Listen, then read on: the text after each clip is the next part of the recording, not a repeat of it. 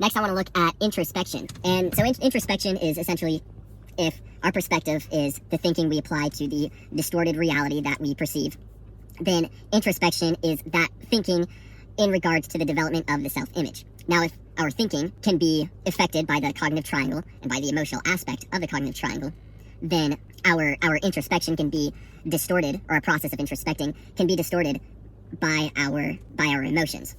And so in order to engage in constructive introspection, we need to be able to disengage the impact that the cognitive triangle has on our process of introspection. Or maybe not disengage it, but disentangle it, and make our thoughts and emotions work in conjunction with each other to breed a constructive process of introspection, instead of having our emotions and thoughts work in a way that breeds destructive introspection. So in destructive introspection, what's going to be happening is our emotions are going to drive our thinking, and then our thinking is going to inflame our emotions. And then as a result of that, our self-image gets distorted, our lens becomes more distorting, and our self-image can inflate.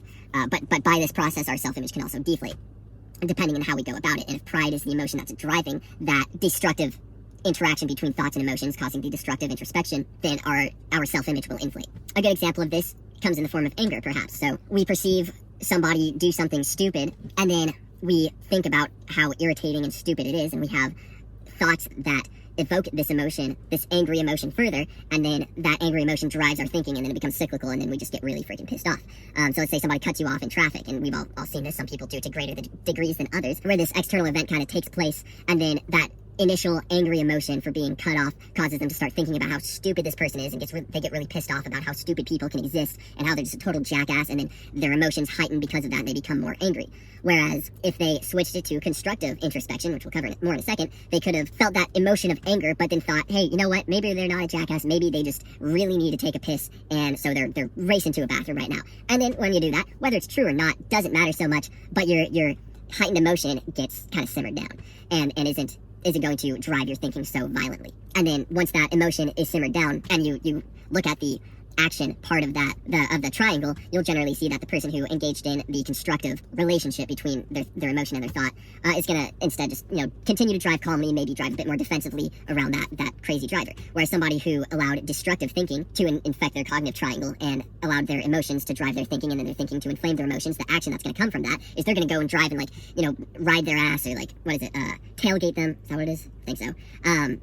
And they'll honk and be all freaking pissed off, and might start driving more erratically, which is rationally just more dangerous and kind of a stupid thing to do. And you wonder, why the hell do people do it? Well, that's why. A common form of destructive introspection that occurs in relation to pride is called pride fantasies, or we can consider to be pride fantasies. And we've kind of talked about these in the past, just where you're setting out to accomplish some goal, and you think more about the greatness of achieving that goal, and you think more about accomplishing all of this and all of that than you do about the actual work that you have to put in to achieve the goal. Or you think we have vanity fantasies as well, where we imagine more the admiration that we'll receive for accomplishing this goal. Or we kind of fantasize, and it doesn't happen very consciously. It happens consciously, but it's kind of happens in the back of our mind, not so much in the forefront. But we might fantasize about all the admiration that we'll receive for this accomplishment, or for being admired for this skill that we have. And so what you want to do as a part of emotional awareness will be to bring those thoughts, those fantasies to the forefront of your mind, and analyze them and understand them, and then be able to see how that thinking is evoking the emotion of pride, and then how that emotion then drives those fantasies forward and inflates the self-image. This also can then instill the flawed driving force of vanity, which is to pursue goals to manifest that fantasy into reality, or to boast in order to manifest that public image that these people in your fantasy have of you into reality. Of destructive introspection in pride is simply the idea of ignoring our weaknesses. So we witness ourselves act in a manner that's not representative of our ideal self, and as a result of this, we feel this discomfort, and we feel kind of a deflating of the self-image, but our desire to feel pride causes us to ignore or discard this information, thus allowing our self-image to inflate and detach from any evidence of our weaknesses. On the other hand, you can engage in constructive introspection, and this is essentially where you use your emotional awareness to engage in introspection, but have the ability to identify and recognize when an emotion is affecting your thinking, and then identify which emotion that is, and then use a counteraction or utilization strategy for that emotion. So one example of this might be while you're engaging in a pride fantasy, you can recognize, oh, well, I'm thinking about these things, and I'm feeling the emotion of pride, so let's disengage those two. You can then bring your self-image back to reality and realize that perhaps you're reflecting on a moment of pride, and or on a moment of success in your past, and you can feel your self-image inflating because you have that emotional awareness of pride. And then you can recognize that, okay, so on one hand it's good to recognize my achievements, but on the other hand it's not good to inflate the significance or the importance of those achievements. And so then when you sense that feeling of pride, you can address your thinking and go, okay, maybe this was a good thing, but maybe I shouldn't consider it as great of a thing as my emotions are telling me I am considering it to be, and then pay maybe more attention to the luck involved in accomplishing that. And that would be a counteraction strategy for pride. On the other hand, you might recognize a pride fantasy kind of going on in the back of your mind, and then, emotional awareness notifies you that you are experiencing pride.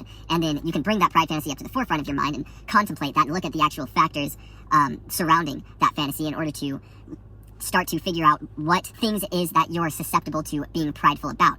And so some people, it might be their reputation. Other people, it might be their intelligence. And you're going to want to be able to identify those qualities that you might be more susceptible. And those qualities that you're more susceptible to being prideful about can have various indications about your true self. And so you can use those realizations as a starting point to constructing your accurate self-image. This applies to other emotions as well. But this is, again, of course, about pride.